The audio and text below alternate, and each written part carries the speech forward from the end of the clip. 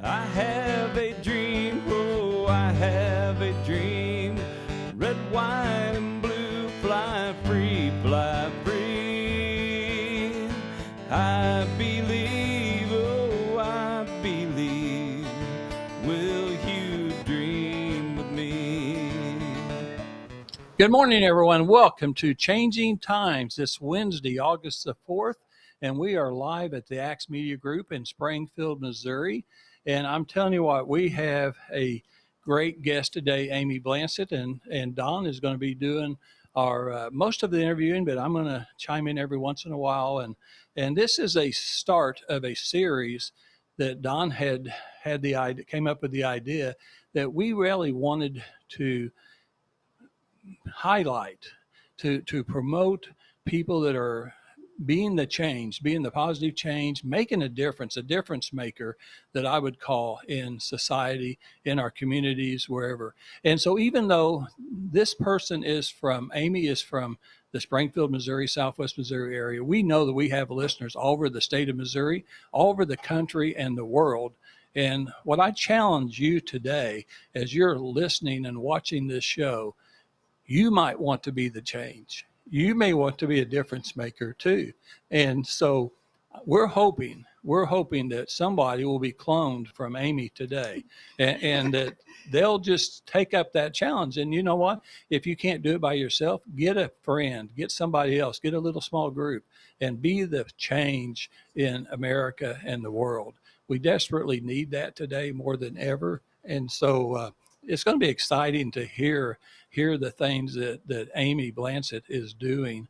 And by the way, you know, we're live every Wednesday at 10 a.m. But if you miss it, the good news is that you can watch it in the afternoon, in the evening, on weekends. You can go back. This is week number 18. So you can go back and watch human trafficking number 1. You can go watch number 3, number 6, whatever you want to. We have friends that have started watching our show now. We have thousands of people watching our show. And so what happens is we get new people. So welcome to all the new people today, because what we're finding out is if they like our show, then they go back and they may watch 2 or 3 at a time. I've got a pastor, Hosey Ballou, in Nixon, Missouri. He started watching our show, and so he's going backwards to see 2 or 3 at a time to kind of see what we're all about. And that's what we want to do. And so we want to make a difference, and hopefully, you know, in our way, we can lead you to Jesus Christ as your Lord and Savior.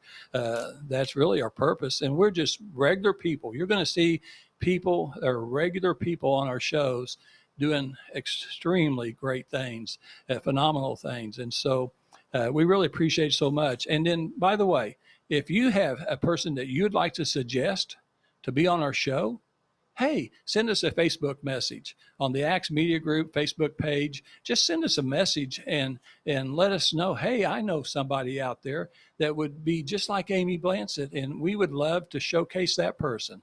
We have an idea of who we can do in August and September, but we're always welcoming other people. And anything you want to send us or tell us, we would appreciate it.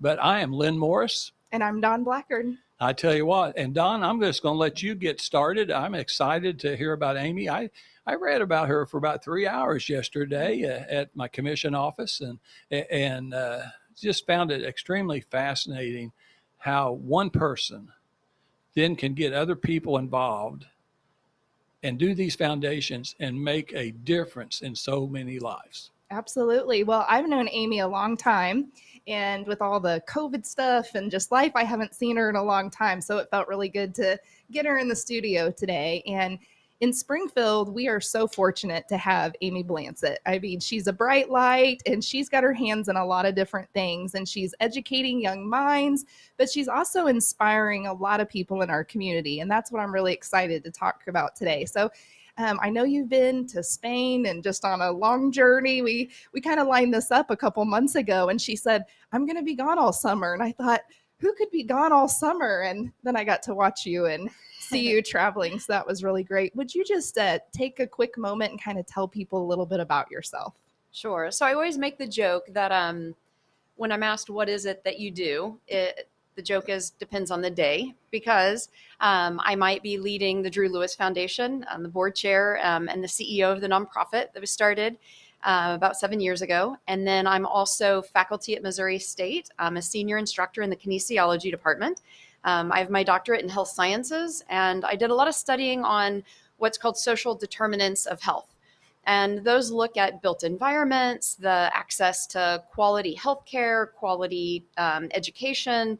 And in Springfield, we've got some really great areas that are those built environments that we need, but we also have a lot of areas that have gaps. And so there's a lot of work to do, and it keeps me very busy. And I'm so lucky that I get to be faculty at a university that has a mission that's driven in service learning and public affairs. And they support what then that partnership is with the Drew Lewis Foundation, where we're working with families and adults who are low income, they're working, but still unable to make ends meet. So I have lots of conversations about wages and budgeting and kind of both sides of how do we create quality employees and quality families, and how do we create quality employers. And when those two match, we improve education and so many other things that we're seeing so strained across our country, not just Springfield. So I have a lot of work ahead of me. We have amazing teams that are doing amazing work in Springfield. And I'm just so honored to be a part of kind of that very small shell of what I get to do every day. So tell us more about the Drew Lewis Foundation. So the Drew Lewis Foundation started out of tragedy for my family. It's after my spouse, Drew Lewis, who was diagnosed with cancer at a young age. It was stage 4.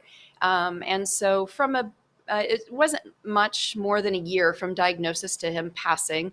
But in that year, we actually had collectively started the Drew Lewis Foundation in order to really look at the gap in insurance, the lack of education in cancer, and just the insurance issues that we have in our community, and how can we educate and get more people to have preventive healthcare and access. After Drew passed, I had to do more than just focus on the idea of cancer, because that's not who he was, right? It was a part of our story. And so we had actually, prior to him passing, had purchased an abandoned school. It was the Fairbanks. It was one of the original schools in Springfield. It was built in 1906. And it was in a neighborhood that, when I was an individual that actually considered low income, even though I was working full time, something I didn't know at the time, the only place that I could afford a house was in Grant Beach, which is considered a low income neighborhood in Springfield. And so me buying that house and seeing the school go from a vibrant part of a community into an abandoned school where there was drugs and prostitution and fire, and it was unmowed, it was unkept, and it really changed that neighborhood. So kind of those things were all happening at the same time. And so we looked at the idea of converting the school into a co-sharing space. And so Drew's background was real estate, and we were trying to figure out something in a low-income neighborhood that people would still use. So all of that blended together to be what it is today. And the Fairbanks is now fully renovated. It took 7 years and lots of begging and pleading and showing people that it was possible, that the idea of community engagement can change a block or a neighborhood or a city. And so now there's multiple nonprofits that rent and share responsibilities of that building. We engage with our neighbors, and we've now created a curriculum that is for adults who are, we call all kinds of terms, the working poor, or those who are just poor budgeting, or individuals with generational poverty or situational poverty. It doesn't matter if you're having difficulty making ends meet. This curriculum really focuses on empowering individuals, teaching budgeting, getting them back into the banking system, and really working to build the stability that either an individual or a family needs to thrive in our community. Well, there's a word I've heard lately, and you come to mind when I think of it, and it's stick-to-itiveness. And so if people haven't heard what stick-to-itiveness, it's the quality that allows someone to continue trying to do something even though it might be difficult. And you're one of those people that no one can get in your way. When you have decided to do something, it's going to happen, because you're going to make it happen, and you're going to employ these people to come in and to join you hand in hand and getting it done. And it's been awesome to watch the Fairbanks. I mean, you guys totally renovated that place. And it's not just nice, like it's nice and modern and, you know, it's beautiful. And you brought it back to kind of the historic side of it too. Absolutely. And I love the Grant Beach area. See, Me too. my grandparents had a house over there growing up. And so, you know, to me, that's kind of always home as far as Springfield goes. And beautiful people live in those areas and the big old homes. And so I'm so glad that that's where you guys picked. Would you tell us a little bit about some events that you guys have coming up and how people can get involved to help you? Absolutely. So yeah, COVID's been really tough in the nonprofit world. It's been really tough in the business world. And so we've had to take our events and make them virtual, which isn't as personal and you know, as touching as what they would be in person. But so we have an event we do every year that's called Fashion Forward. And what it does, we take the children from the families that we serve and we get each child a back to school outfit. We get new shoes, those types of things. And then we make the night all about them. So normally they're on a runway, we have music, we have food, and Springfield Brew Co. provides root beer for the kids, and you know, different companies come forward with food and resources. And the night is awesome. We always do it the first Friday in August before back to school. And so it's technically this Friday. With the increase in the Delta variant, we've had several of our families actually just recently contract COVID. And so for the safety of our families and the safety of our staff and the community, we're taking the event virtual. So we've had each of the families come in, we've pre-recorded the event, and then throughout we'll also have the typical raffles and giveaways. So that event is this Friday. It'll be through Zoom and Facebook, and we'd love to have the community get on virtually and still support the kids. The families will be on. And so that'll be 6 to 7 o'clock this Friday. So individuals that are interested in learning more about that can go to our website, which is drewlewis.org/FF as in Fashion Forward 21 to see more. And tickets are $25 in order to support and help us buy those outfits and serve the kiddos for the rest of this year. Well, we all know how important it is to have a new outfit going back to school as a kid. And it's more that you stand out when you don't. And that's one thing that you guys are helping, is to kind of help everybody just be how that they should be able to be going into school. Absolutely. It's kind of like going into an interview. I mean, as adults, right, we pick what we're going to wear. We spend time on our, you know, our hair or clothes, that sort. And that first date is much like an interview for kids. They haven't seen each other. It's that first foot forward. So not only does the outfit matter, we make sure they have the school supplies, a new backpack, shoes, but building the confidence of making them important that day as they walk across the stage, or as we've made them important this week as they've come into our office and we've made them the most important person for an hour or so of their lives. The confidence that builds, just to see their like smiling, exciting faces, the amazing, ridiculous stuff that they say that cracks us up, because we ask them questions about what they want to do, how do they see the future of our world.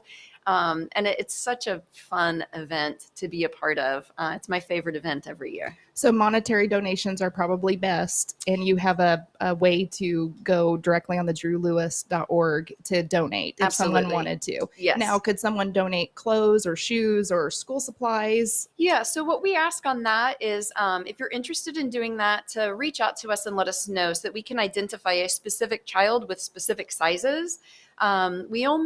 Our programming stays small and intentional. So at any given time, we're going to have 50 or 60 families. And so if we get random items, it's more difficult to match with a family. And so we've had many individuals, if you will, adopt a family. We get specific sizes of what they would need. Shoes are always important, because even though we've bought the shoes for the kiddos this month, next month or even in 2 weeks, many of them are going to outgrow them. And so it's difficult as a parent to keep with that. And so, yeah, we would definitely take direct donations in order to make sure that kiddos have what they need. Awesome. Well, I heard that you are up for a great nomination here Oh, in goodness. town with the news leader. And I love your personality because I know, this is not like you out here trying to win an award because of Amy Blansit, but you're up for Captain Springfield. Captain Springfield. And so Yes. people can go to the news leader Correct. to vote for you. Yes. And this is so important because it's not about Amy Blansit being Captain Springfield, but it's about all of the awareness that this would bring for the Drew Lewis Foundation and everything that you have going on. Absolutely. So it is something where, again, the stick-to-itiveness, as you said, keeps my head down and the drive to what's the next thing, how do we make the next thing happen.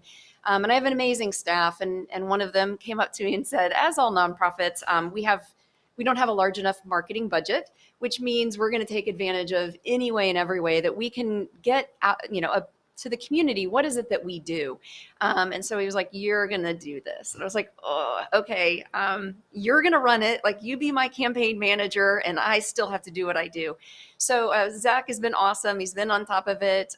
We're in the second round. So I think there's only 8 left. I think it closes like at noon and then to the next round. So absolutely, our drive to do this is that it does help us communicate about what we do, what the needs are in our community. And the most important thing about learning about a problem is very heavy and you don't know what to do about it. And so it's really easy to put your head in the sand when a problem is big and you don't feel like your drop in the bucket made change. But instead, when we can, come together and we make a bigger splash and you see that there's a way that you're a part of the solution, you're more likely to act.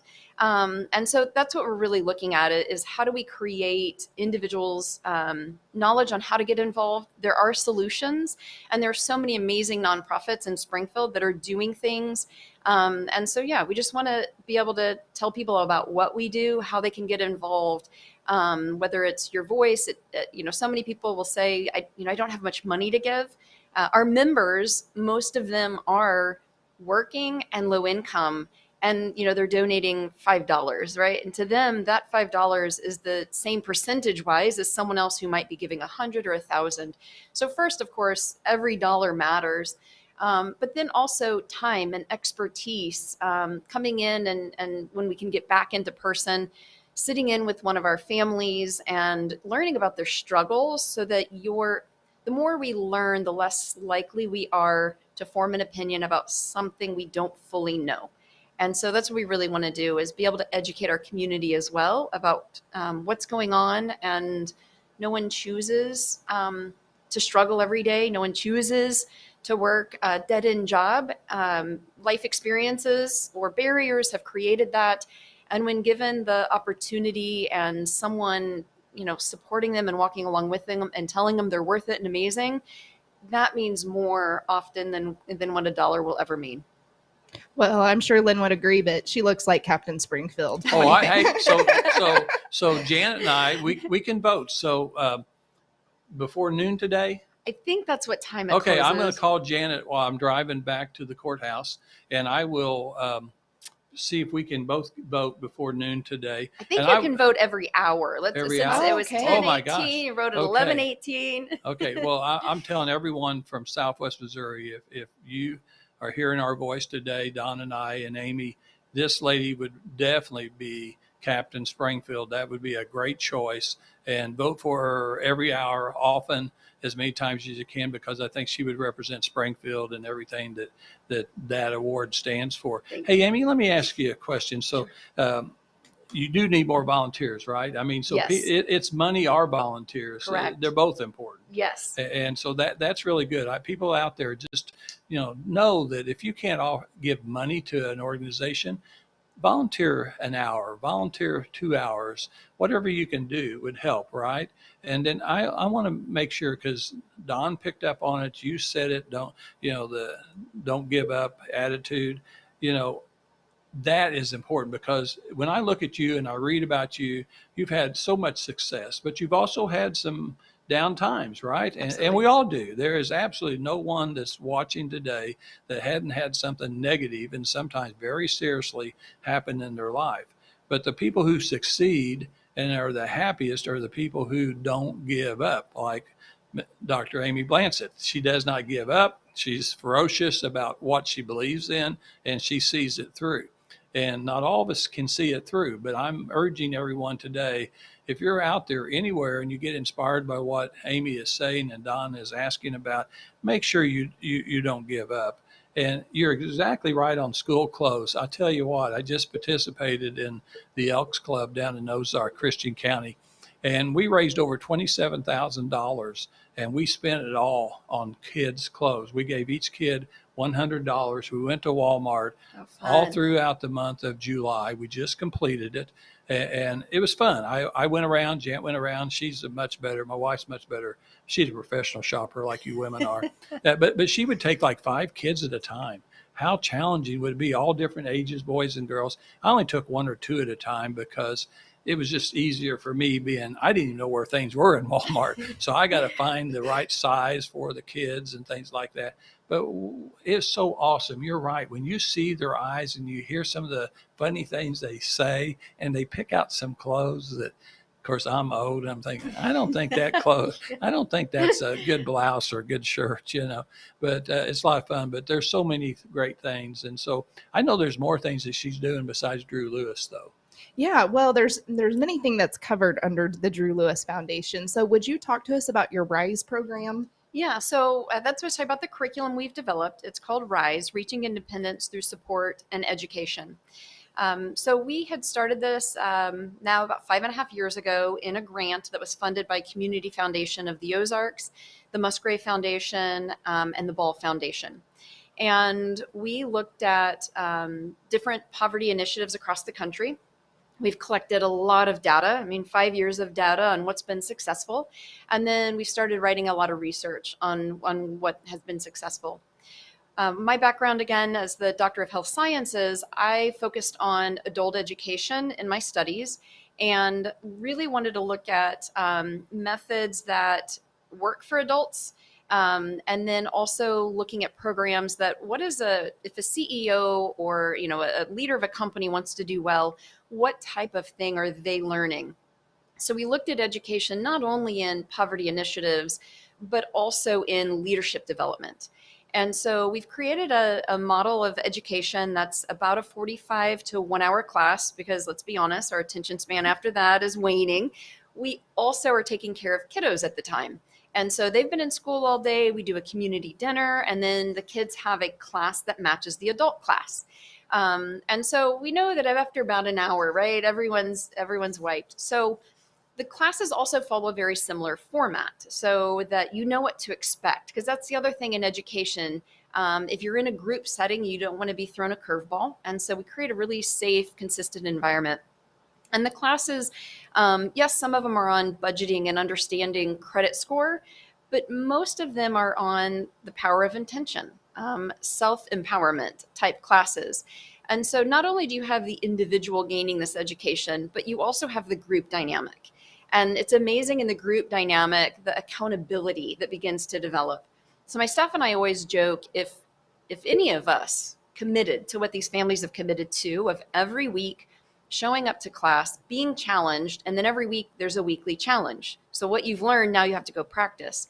How far would we go? How would we be reaching our goals? So lots of goal setting, lots of future thinking, and it's amazing. It's so powerful to see individuals regain their power, be able to have a budget, and what that means to the financial security of a family. But when you can finally focus on other things, your health begins to change, your engagement in your community begins to change.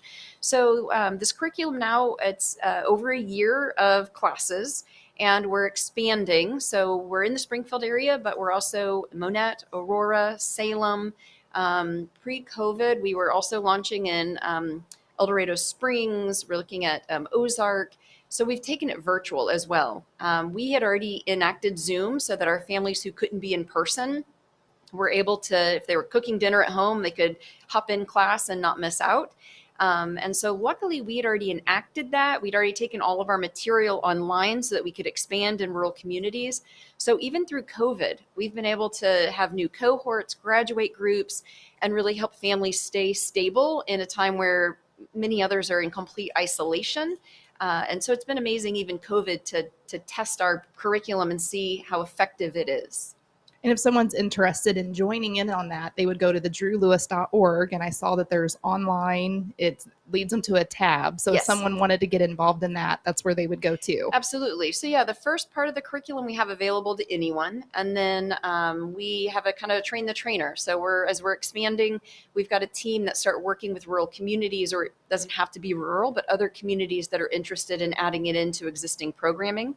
We're working with everything from church groups all the way to a YMCA to a community group. So it doesn't have to be a nonprofit leading the charge. We've got a lot of different environments that are working with our curriculum to add it into programming that already exists. That's amazing. I pulled a quote off of your site, and I really like this. So this is from a lady, and she says, "Being part of this organization has given me true hope. In spite of the daily up and downs that come my way, I want my community to know that the most important thing is that I have gone from surviving to thriving." Yes. I love that so Yes. much. I have another one back here. "Being involved in this program helped me to just focus on what I have inside of me and to bring it out and to use in my life and apply it to my family. The Northwest Project means community, family, and they have my back." Yes. And I can see that a lot of people know that Amy Blansit has their back and the Drew Lewis Foundation. Absolutely. Would you tell us about the Blue House Project? Because that's been Yes. exciting to watch. It is. So again, Drew's background was in real estate. I grew up on a farm, and my parents were really great teachers. So not only did I learn a lot of skills in like keeping a house clean and safe, but I also learned how to tile and build and that sort. And so there was a house that was next to the Fairbanks. It had been for sale for a long time. And thank goodness the owner had refused several offers because he did not want it to go into a rental company that was going to destroy this house that he and his daughters had taken 4 or 5 years to renovate. So I'd finally approached them. We talked about the idea that I had on slowly acquiring houses that were surrounding the Fairbanks in order to change one house at a time. So the other thing, though, was funding, because the nonprofit was new. It was an idea that I had. I knew real estate was a good investment, but as most things at the Fairbanks, convincing others that the idea can be a good investment. The board was behind it. And long story short, Tom Carlson and I were working on a HUD project. And I told him about this idea that I had. Instead of building a new cul-de-sac off in some corner where there were no resources, how do we start looking at the neighborhoods that need to be revived? And he said he was in. Like, tell me more. I want to do this. So thank goodness he believed in it. He knows real estate. And we bought the first house together with him financing the first project. So we call it the Blue House Project. For nothing innovative, the house was literally blue. Like that's where the name stuck. So now what we do with the Blue House Project, we're on our 10th house. They're all within 5 blocks of the Fairbanks. So that pretty much makes up Grant Beach neighborhood. We buy houses that many of them they're 100 years old and they've had little to no updates or renovations. Some of them have been owned by some of the there's no other word for it, but the slumlords of Springfield, Missouri. There's holes in the floor and people, were living in them the day before we bought them. We go in and completely gut the house, new roofs, new plumbing, new electric. We work with Gherkin Environmental and we remediate lead, asbestos, those types of things. And then our families move into them. It's got to be a family that's gone through at least the first 4 months of the RISE program. They've got to have a working budget. They've got to be employed. And they go in as a renter. But through the process of about 2 to 3 years, they begin meeting with bankers. They begin repairing credit scores. They return to education so that they can advance their careers. And then they become homeowners. What we do is we keep the houses off of the LMS, the listing, so that as we sell them at a reduced rate to our families so that they have equity in a home, we teach them about equity and what that means, that we're not driving down the prices for the neighborhood as well. And so we currently have 3 houses under construction. We've got a house that we just sold it's our first 2-year home owner. And we've got a couple more that are in the works that'll be purchasing within the next year. That is amazing. It's been amazing. We also partner with Central Bank and Oak Star, and they do the Community Reinvestment Act. They have opportunities in order to invest back in their community. And so it's been amazing to partner with them and others in order to continue to change kind of one house at a time, the broken window theory. And it's awesome to see that start happening in our community. And you're changing generational. That's Yes. what's so phenomenal too, Yeah. is the kids that are going to get to see this and are going to have a totally different trajectory because of what you Correct. guys have done. Yeah. And the idea of home ownership, there's really great research that shows in the United States for a low income family to build wealth, that real estate really is the best one, but real estate can also destroy you if you don't reinvest into the property. And so we do a lot of education on what it means to take care of your savings, and if your home is your savings. So it's a pretty in-depth program. It doesn't always work. We've had some individuals that get in the houses and realize it is a lot of work. It's a lot of work to fix the leak or mow the yard every week. And they realize just right now it's not the right time, but they still have gotten valuable information. So they understand when it is ready, what home ownership can mean. Now, I see you guys feeding a lot of people in the community too. Can you tell me about Yes. that? So really our idea around food was creating community. So every week we do a community dinner. We've had to stop as of COVID, but we'll start up again as soon as it's safe. And so it's a free dinner. It's open to anyone. And that's, every Thursday, 5:15, we serve anywhere from, 60 to 100 people a week. When COVID hit, our families expressed to us very quickly that their greatest fear was having food. Not only enough money for food, but accessing food safely. So we mobilized and worked with Crosslines. We got food donations, and we created kind of a food bank and made sure that the families around the neighborhood and then the families we serve through the RISE program would have access to food. Then that quickly turned into hearing that others were needing food, and food security being one of those social determinants of health. And in our research, the food security is the greatest predictor of whether someone feels that they're moving out of poverty. And so we started then working with Ozark Food Harvest and doing a weekly distribution. So for a full year, we did weekly distribution, served about 1,000 lives a week. And now where we've had some return to normalcy, we're still doing the food distribution the third Thursday of every month. And we're serving typically about 1,000 lives each week that we do that. And I'm sure that's another opportunity that you would be willing to take volunteers for. Definitely, we would take volunteers for that, because we do. We move sometimes as much as 15,000 pounds of food in about 2.5 hours.